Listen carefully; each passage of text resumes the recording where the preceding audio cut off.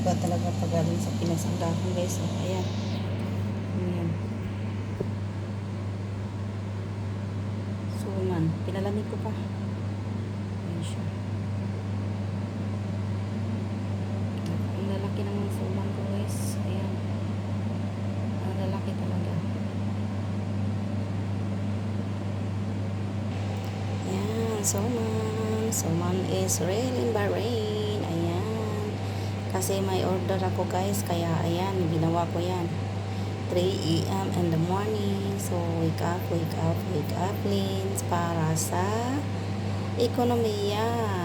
Para sa, ano guys, para madagdagan yung kita guys. Hindi sapat lagi guys, hindi sapat lagi. Ayan. Ayan siya. Hindi sapat ang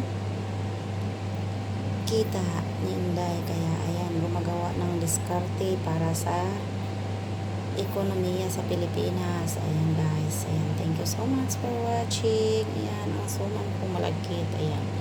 Ang dahon yan guys, maganda kasi galing sa Pinas yan. Ayan, kaya ganyan ang itsura niya. Kung galing dito guys, ay nako, maniwala kayo sa akin. Ang purya, ano lang, grabe talaga ang dahon dito guys. Hindi siya, hindi maganda. Kaya, yun, may pabalik dito. Nagpapadala ko sa anak ko ng dahon. Kaya ayan siya. Ang ganda-ganda ng dahon guys. Green na green. Kasi dito kasi yung saging na ano yung kinukuha nila. Alam mo yung manipis lang. Ito kasi talagang ano yung dahon ng saging ng sabah. Ayan ang maganda guys. Hindi talaga yan iitim. Hindi yan siya iitim guys. Yung dahon ng saging ng sabah. Kaya ganon siya.